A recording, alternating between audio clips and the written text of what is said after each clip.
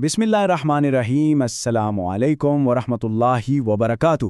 آج ہم ایک بہت ہی دلچسپ موضوع پر بات کرنے جا رہے ہیں کہ ہماری خودی یعنی سیلف اور ہمارے جسم کا آپس میں کیا رشتہ ہے۔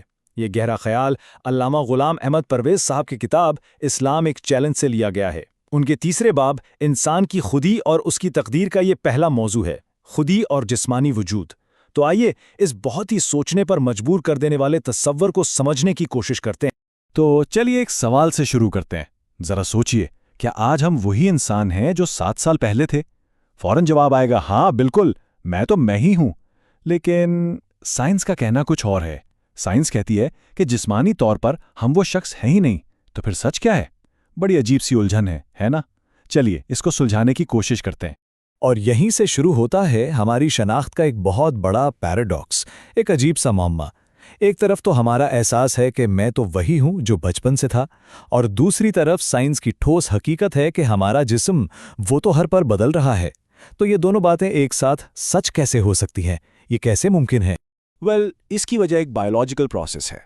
اس کو ایسے سمجھیں کہ ہمارا جسم ایک ایسی بلڈنگ کی طرح ہے جس کی مسلسل رینوویشن ہو رہی ہے۔ پرانی اینٹیں یعنی ہمارے پرانے سیلز ٹوٹتے رہتے ہیں، جسے ہم کیٹابولزم کہتے ہیں، اور ان کی جگہ نئی اینٹیں یعنی نئے سیلز بنتے رہتے ہیں۔ یہ اینابولزم ہے، اور یہ عمل ایک سیکنڈ کے لیے بھی نہیں رکتا۔ پرانے خلیے مرتے جاتے ہیں، نئے ان کی جگہ لیتے جاتے ہیں۔ اور یہ پروسیس اتنا مکمل ہے کہ سائنسدانوں کا کہنا ہے کہ تقریباً 7 سال میں ہمارے جسم کا ایک ایک سیل، ہر ایک خلیہ نیا ہو چکا ہوتا ہے۔ مطلب آج ہمارا جو جسم ہے نا، اس میں 7 سال پہلے والا ایک ایٹم تک باقی نہیں ہے۔ سوچئے اس بات کو، جسمانی طور پر ہم ایک بالکل نئے انسان۔ تو یہ ہے وہ اصل پزل۔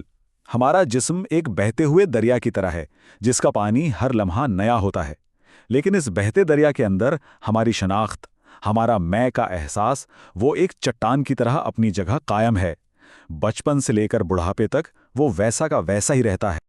اچھا، چلیے 1 منٹ کے لیے فرض کر لیتے ہیں کہ سائنس ہی صحیح ہے۔ مان لیتے ہیں کہ میں صرف یہ بدلتا ہوا جسمی ہے۔ اگر یہ سچ ہے تو پھر ہمارے معاشرے کا کیا ہوگا؟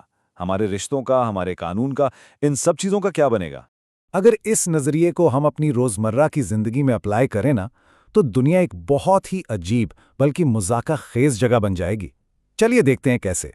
مثال کے طور پر سوچئے، کسی نے کسی کو قرض دیا، ٹھیک ہے، 7 سال گزر گئے۔ جب پیسے واپس مانگے تو وہ آگے سے کہتا ہے، بھائی معاف کرنا، جس انسان نے تم سے قرض لیا تھا وہ تو کب کا مر چکا، اس کے تو سارے سیلز بدل گئے، میں تو ایک نیا انسان ہوں، میرے سارے سیلز نئے ہیں۔ اب بتائیے، ایسی صورتحال میں کیا کوئی کسی پہ اعتبار کرے گا؟ بالکل نہیں۔ یا شادی کی مثال لے لیں، کچھ سال بعد کوئی کہہ سکتا ہے کہ جس سے تم نے شادی کی تھی وہ تو جسمانی طور پر اب ہے ہی نہیں، تو ہمارا کانٹریکٹ ختم۔ اس طرح تو پورا خاندانی نظام ہی دھرم برم ہو جائے گا، ہر وعدہ، ہر قول و قرار بے معنی ہو کر رہ جائے گا۔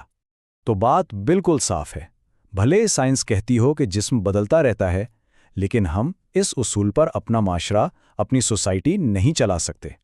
اگر ایسا کیا تو ہر قانون، ہر رشتہ، ہر اخلاقی اصول، سب کچھ ختم ہو جائے گا۔ تو پھر اس مشکل کا حل کیا ہے؟ حل یہ ہے کہ ہمارے اس بدلتے ہوئے جسم کے اندر کوئی ایسی چیز ضرور ہے جو نہیں بدلتی۔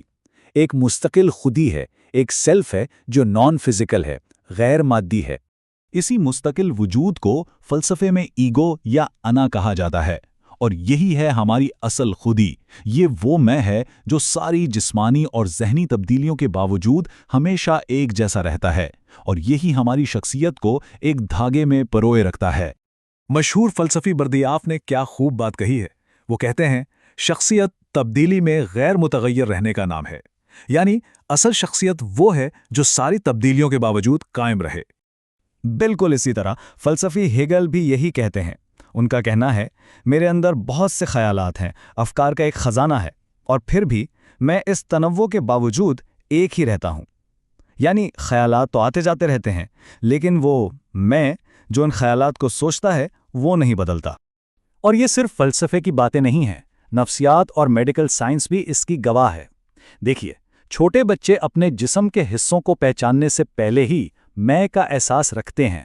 یہاں تک کہ کچھ ایسے مریض بھی ہوتے ہیں جنہیں اپنے جسم کا کوئی احساس نہیں ہوتا، لیکن ان میں کا شعور، سیلف کانشسنس بالکل زندہ رہتا ہے۔ یہ سب کیا ہے؟ یہ سب اس بات کا ثبوت ہے کہ ہماری خودی ہمارے جسم سے آزاد ہے۔ اب آتے ہیں سب سے اہم سوال پر۔ ٹھیک ہے، یہ سب ٹھیک ہے، لیکن اس ساری بحث کا ہماری زندگی اور ہماری اخلاقیات سے کیا تعلق ہے؟ یہ جاننا اتنا ضروری کیوں ہے کہ ایک مستقل خودی ہوتی ہے؟ اس سلسلے میں برائٹمن کی یہ بات بہت گہری ہے۔ وہ کہتے ہیں کہ اگر میں مستقل نہیں ہے، اگر میں ہر لمحہ بدل رہا ہے، تو پھر روحانی ترقی کا یا خود کو بہتر بنانے کا کیا مطلب رہ جاتا ہے؟ ہم اپنے کل کے کیے ہوئے وعدے کے ذمہ دار آج کیسے ہو سکتے ہیں اگر کل والا شخص کوئی اور تھا اور آج والا کوئی اور ہے؟